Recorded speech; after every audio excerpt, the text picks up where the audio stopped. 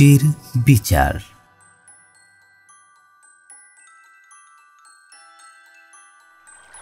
বহুদিন আগে হ্যান্স নামে এক স্বার্থপর ও লোভী দর্জি ছিল। সে প্রায়ই তার গ্রাহকের কাপড় চুরি করত।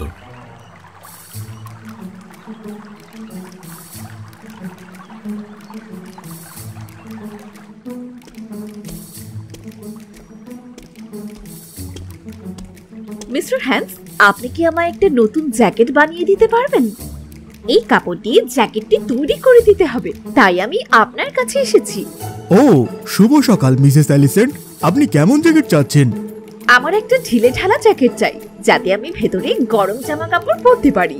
জ্যাকেটটি যতটা সম্ভব বড় করে তৈরি করবেন। বিষয়টা আমার উপর ছেড়ে দিন, একটু অপেক্ষা করুন। প্রথমে আপনার মাপ নিতে হবে। এর মধ্যে আপনি আমার অনেক জামা কাপড় তৈরি করেছেন। জ্যাকেটটি বানানোর সময় স্বাভাবিক মাপের থেকেও একটু বেশি বড় বানাবেন। হে ঈশ্বর, কাপড়টা কি সুন্দর! খুব নরম এবং হালকা। শীতে যেমন গরম লাগবে, তেমনি গরমের সময় ঠান্ডা অনুভব হবে। এমন দারুণ একখানা কাপড় উনি কোথায় পেলেন? যদি আমি নিজের জন্য ছোট একটা টুকরো কেটে রাখি, তাহলে বাচ্চাদের জন্য সুন্দর শার্ট তৈরি করতে পারবো। এমন করে বাড়তি কিছু টাকা আয় করাটা এখন সত্যি সহজ মনে হচ্ছে। কেউ কিচ্ছু করতে পারবে না।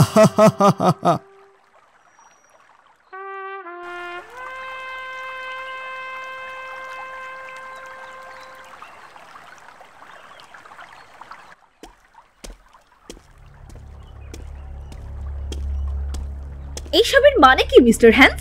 আপনি নিজেকে দর্জি বলেন? এটা তো টাইটই হয়েছে, যে কেউ এই জ্যাকেটটি পরতে পারবে না। আপনি খুব বেশি কথা বলছেন। আপনি যদি আমাকে ওরকম কাপড় আরো কিছুটা দিতে পারেন, তবে আমি এটা ঠিক করে দিতে পারবো।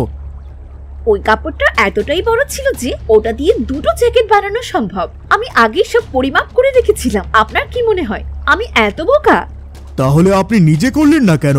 আপনার কি মনে হয় যে এই কাপড় দিয়ে দুটো জ্যাকেট তৈরি করা সম্ভব? বিষয়টা একদম পরিষ্কার। আমার দেওয়া কাপড় থেকে আপনি কাপড় চুরি করেছেন বললেই হলো নাকি? ওই পুরো কাপড়টা থেকে আপনি শুধু এরকম একটা বাচ্চাদের জ্যাকেট তৈরি করতে পেরেছেন। মুখ সামলে কথা বলুন, অযথা দোষ দেবেন না। এমন মন গড়া গল্প বলার জন্য আমি আপনার নামে মামলা করতে পারি। এতে অবাক হওয়ার কিছু নেই যে সবাই আপনাকে চোর বলে। আমি হয়তো সচক্ষে দেখিনি, কিন্তু আমি বুঝতে পারছি। তাতে কি, আপনি আমার কিছুই করতে পারবেন না। আপনি প্রতারক। আপনি একজন বজ্জাত কাপড় চোর। এত সহজে রেহাই পাবেন না। অপেক্ষা করুন, সবকিছুর একটা পরিণতি থাকে। কি পাগল বুড়ি!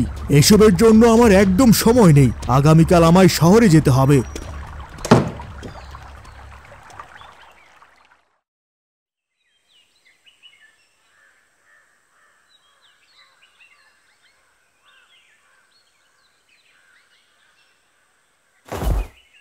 রাস্তা তো শেষই হচ্ছে না, একটু বিশ্রাম নেওয়া দরকার।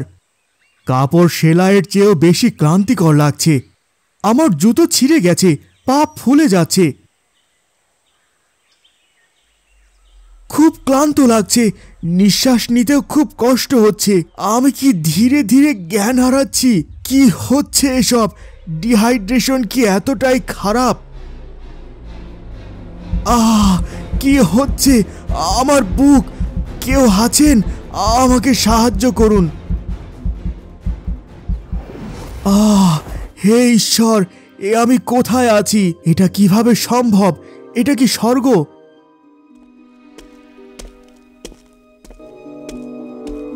ক্ষমা করবেন মহাশয়, আসলে আমি জানতে চাচ্ছিলাম এটা কোন জায়গা।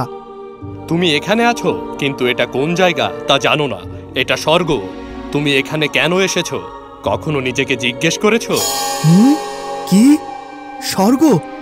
হে ঈশ্বর, আমি কি মরে গেছি? কিন্তু আমি এখনো বেঁচে আছি। আমি শহর থেকে বাড়ি ফিরছিলাম।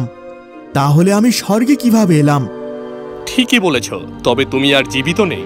স্বয়ং ঈশ্বর তোমার বিচার করবেন, তাই তোমার অপেক্ষা করতে হবে। তারপর তিনি সিদ্ধান্ত নেবেন যে তুমি নরকে যাবে নাকি তার সঙ্গে স্বর্গে এখানে থাকবে।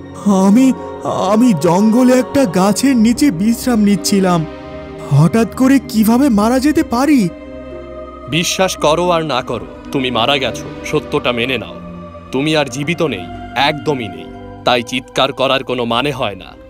তুমি যেখানে খুশি চিৎকার করো, কিন্তু এখানে নয়। অন্য কোথাও গিয়ে অপেক্ষা করো। তোমার এখানে থাকা ঈশ্বর মেনে নেবেন না। বিশ্বাস হচ্ছে না যে আমার জীবন হঠাৎ করে শেষ হয়ে গেল।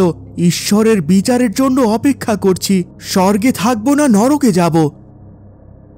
আমি শুনেছি যে নরকে শয়তান থাকে আর জায়গাটাও খুব ভয়ঙ্কর। আমি যদি সত্যি মরে গিয়ে থাকি তাহলে এখন স্বর্গে থাকাই ভালো। আমাকে ভেতরে লুকিয়ে থাকার উপায় খুঁজে বের করতে হবে। দেবদূত, দয়া করে আমাকে কিছুক্ষণের জন্য স্বর্গে যেতে দিন। না, ঈশ্বরের করা আদেশ কেউ যেন স্বর্গে প্রবেশ করতে না পারে, কোনো অবস্থাতেই নয়। আমি দরিদ্র হতে পারি, কিন্তু সৎ ও পরিশ্রমী দর্জি। স্বর্গে প্রবেশ করা আমার সারা জীবনের ইচ্ছে। সারা জীবন বেঁচে থাকার জন্য আমি সংগ্রাম করে এসেছি। যে দর্জি না জানিয়ে অন্যের কাপড় কেটে রাখে সে চোরের থেকে কোনো অংশে কম নয়। তোমার কি মনে হয় যে তুমি একজন দেবদূতকে বোকা বানাতে পারবে? তোমাকে স্বর্গে ঢুকতে দেওয়া হবে না। অনুগ্রহ করে আমার উপর একটু দয়া করুন। আমি শুধু ছাট কাপড় রেখে দিতাম। চুরি করার নিয়ত নিয়ে ওগুলো সরাইনি, বরং ওগুলি ব্যবহার না করলে অপচয় হতো। একটু দেখুন মহাশয়, আমার পা ফুলে গেছে। এটা দয়া করে আমাকে একটু ঢুকতে দিন। আমি সমস্ত ভারী কাজ করে দেব, এমনকি পরিষ্কারের কাজ করব। আমি কথা দিচ্ছি, আমি আপনার কথা শুনব। আমি চাই আমার আত্মা যেন চিরকাল স্বর্গে থাকে। তোমাকে দুর্বল আর বৃদ্ধ মনে হচ্ছে। ঠিক আছে, তুমি ভেতরে এসো। এতটা সদয় হওয়ার জন্য আপনাকে ধন্যবাদ দেবদূত। কিন্তু তোমায় দরজার পেছনে লুকিয়ে থাকতে হবে, যাতে ঈশ্বর ফিরে এলে তোমায় দেখতে না পায়। অযথা ঘোরাঘুরি করবে না, কিছু স্পর্শ করবে না। হ্যাঁ, আমার মনে থাকবে। আপনাকে কথা দিচ্ছি, আমি কিচ্ছু স্পর্শ করব না। দেবদূত বেরিয়ে গেছেন। স্বর্গ দেখতে কেমন হয় তা আমি সারাটা জীবন শুধু কল্পনায় করে গেছি। একটু দেখব, তারপর আমি এখানে ফিরে আসব। কেউ জানতে পারবে না।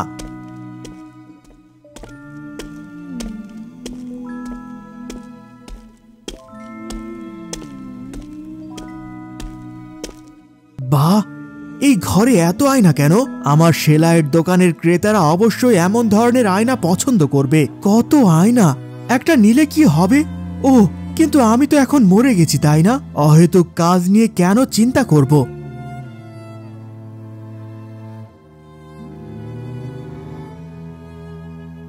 এটা কি? আমার প্রতিবিম্ব এমন কেন হচ্ছে? এ তো সেই বুড়ি অ্যালিসেন্ট। ওর সাথে আমি যা যা করেছি তা এখানে কেন দেখা যাচ্ছে? যত সব বাজে আয়না! এই প্রতিবিম্বগুলি কিসের? কি শোনা যাচ্ছে?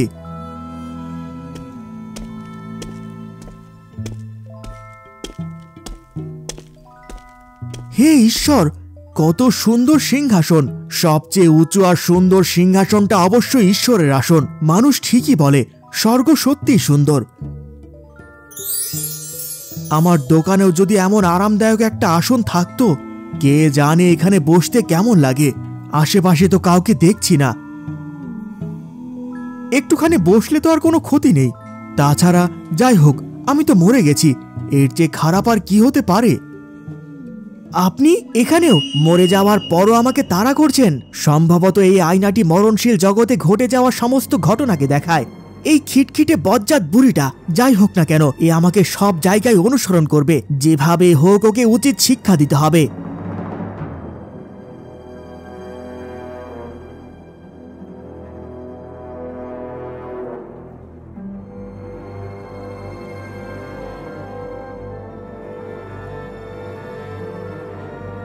সব জায়গায় ওই জ্যাকেটটা দেখিয়ে আমাকে নিয়ে উপহাস করার সাহস করছে। আপনি হয়তো জানেন না যে আমি যেখানে বসে আছি সেখানে স্বয়ং ঈশ্বর বসেন। এখানে এমন কিছু কি আছে যা আমি এই বজ্জাত মহিলার কুৎসিত মুখের দিকে ছুঁড়ে মারতে পারবো? আমি চাই ও মুখ বন্ধ করুক। পেয়ে গেছি। এই কাঠের পাদানিটা ছুঁড়ে মারলে ওর মুখ ডিমের মতো ফেটে যাবে। কি? ওই বজ্জাত বুড়িটা কোথায়? আমায় দরজার কাছে ফিরে যেতে হবে। এখানে বসেই অপেক্ষা করা যাক। না হলে ঈশ্বর হয়তো জানতে পারবেন যে আমি এখানে এসেছি। স্বর্গ সত্যি অসাধারণ। আমার কাঠের দানিটা কোথায়? আমি যখন বের হচ্ছিলাম তখন এটা ঠিক এখানেই ছিল। হে ঈশ্বর, আমিও জানি না।